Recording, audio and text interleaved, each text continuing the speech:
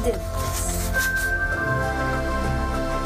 At nagbabalik po ang Good Morning Kapatid. Sabi nga nila, don't let your left hand know what your right hand is doing. Pero kung ito ang paraan para makapagbigay inspirasyon sa iba, bakit hindi ito ipakita sa buong mundo? Gaya na lamang po ng sitwasyon ng ating letter sender ngayong araw, ang sabi niya, Dear Dimples, ako po si Justine, 35 years old, flower vendor sa Dangwa, Manila. Araw-araw ay samot-saring okasyon ang pinaghahandaan ng aking mga customers. Kung kaya nakabuo na ako ng relasyon, lalo na sa aking mga suki. Kapag pasara na po ang aming tindahan, ay minamabuti kong ipamigay ang mga natirang paninda. Bilang tulong sa mga nangangailangan, pinupost ko po ito sa isang FB group. Hindi po sang-ayon ang aking nanay sa ganitong pagtulong. Para sa kanya ay maibebenta pa ang mga ito. Paano ko po ba ipaiintindi sa kanya ang aking layuning makatulong sa aking kapwa? Nagmamahal, Justine. Justine, una maraming salamat sa iyong liham. Ang pagtulong kahit sa pinakamaliit pa na paraan ay minsan siya pang may pinakamalaking epekto sa tinutulungan natin. Kaya naman po, para magbigay sa iyo ng payo at inspirasyon, Justine, may inimbita akong sure na makaka-relate ka. Pero bago yan, panoorin po muna natin ito.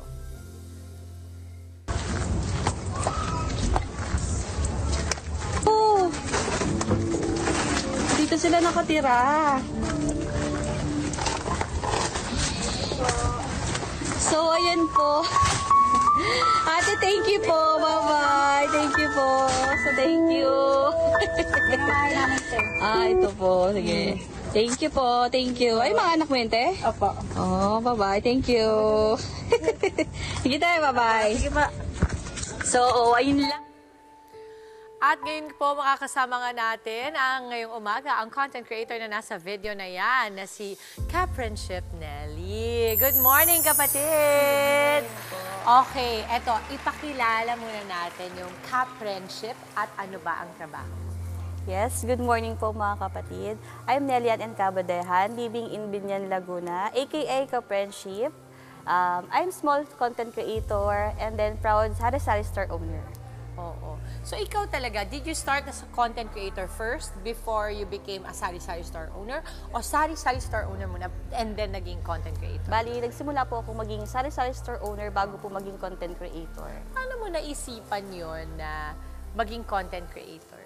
So marami po ako napapanood ng mga videos na tumutulong po sa kapwa nila. Doon pa lang po, on and off cam, gusto ko na pong makatulong sa iba. And then na-inspired po ako, sabi ko, kaya kong gawin to, gusto kong gawin to.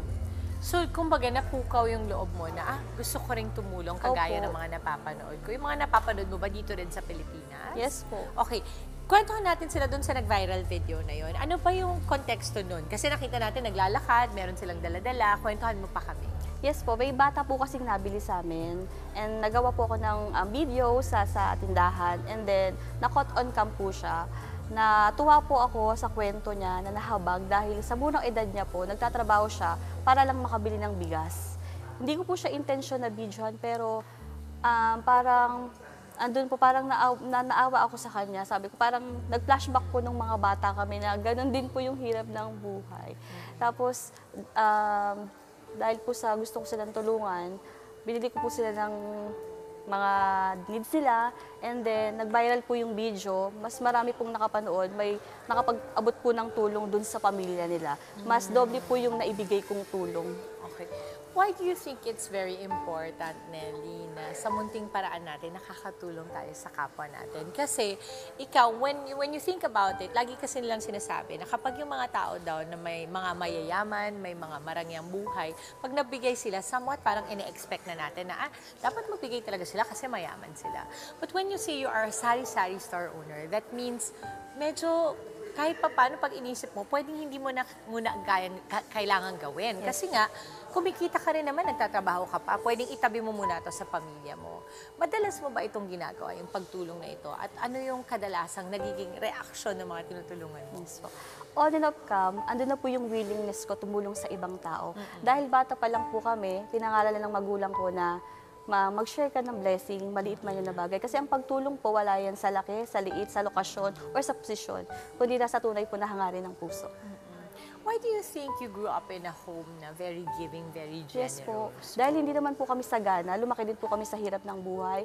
Pero one thing po na pinapangaral ng tatay ko, na kahit anong hirap ng buhay natin, mag-share tayo sa iba kung may maibibigay tayo. Kapag nagbibigay ka ba, do you expect anything in return? And if you expect anything, ano yun? Pag nagbibigay po ako, hindi po ako nag-expect ng kahit anong bagay. Ang sinasabi ko lang po sa mga tao na tutulungan ko, piliin mong maging mabuting tao. On and off cam. Kasi yun po. Ang ganda, Nelly, na sinasabi mong on and off cam. Kasi dito nagtatalo yung sinasabi ni Justin na itong letter sender natin na pwedeng hindi na niya ipakita, pwede talaga na tayo-tayo na lang yung may alam. Pag binigay mo, sabi nga, yung kaninang kinote natin, that's a biblical quote eh. Oo, na do not let your left hand know what your right hand is doing because what is done in secret, the Lord rewards you for it. So, magandang napapag-usapan yun kasi in light of pagputok ng social media, kadalasan kasi this is the way of how light warriors ang tawag nila, combat darkness. Kasi 'di ba sinasabi na sobrang negatibo na raw ng content creation ngayon. Grabe daw yung mga viral ngayon, parang kadalasan nakikita mo na yung mga krimen, pagpatay. At paano natin yun makokontra? And here you are coming out with content na pagtulong.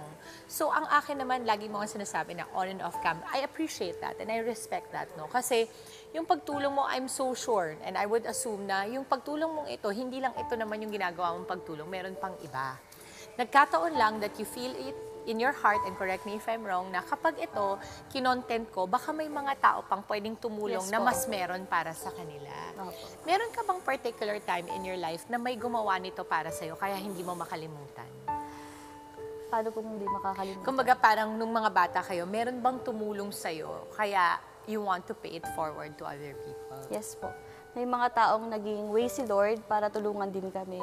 And then, para po ma-pay it forward sila, gusto ko rin pong makatulong sa ibang tao. Hindi lang po sa pamilya ko, kundi po sa maraming tao na kailangan din po ng tulong, kahit sa maliit po na bagay. Kasi, ano naman, ay sorry, go kasi po ang pagtulong, wala naman po yan sa laki. Yes. Nasa totoong hangarin po talaga ng Totoo. At ano naman yung maipapayo mo doon sa ating letter sender kay Justin? Ang maipapayo ko po kay Justin, so, ang sabi nga, it's better to give than to receive.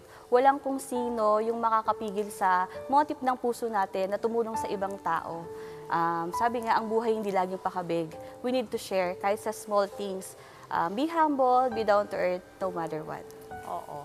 At ang kadalasan kasing maaaring iba to sa'yo dito kapag ikaw ay nagbibigay at social media mo or kino-content creation mo ay para for the clout to, para for the likes, para mas marami pang mag-anchor sa'yo, kaya gusto mo to appear mabuti. But at the end of the day, only the Lord kasi knows our hearts. Yes, no? po, Naniniwala ako doon na kapag ang isang tao, ginagawa mo ito at alam naman ng Diyos kung ano yung tunay mong hangarin, yun ang nagka-count sa'yo. Kasi kahit i-judge ka pa ng iba, Yes, po. no? Sabihin pa nila yon. Pag alam mo sa sarili mo na ginagawa ko to spread more awareness of the Lord's goodness and graciousness in my life, para sa akin, that is something that is respectable. Yes po. Nelly, sa mga ka-friendship mo, eto na, imbitahan mo na sila sa iyong mga social media accounts. Chance na natin to. So sa mga ka-friendship ko po na nanonood ngayon, na nag-alarm pa para manood ng Good Morning Kapatid with Miss Dimple Romana, maraming salamat po. You can follow me sa TikTok Nelly Dehan, sa IG Nelly Dehan, sa Facebook account ka-friendship Nelly Dehan. At maraming salamat po sa panonood niyo.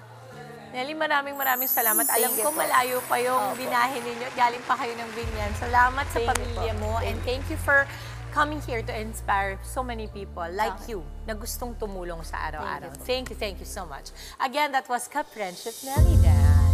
Mga kapatid, Dimples Romana po, kumpletuhin ang inyong umaga ng mga kwentong puno ng inspirasyon. Salubungin po ang bawat araw ng may ngiti at pag-asa. Kaya't mag-subscribe na po at mag-follow na sa aming social media pages ng News 5.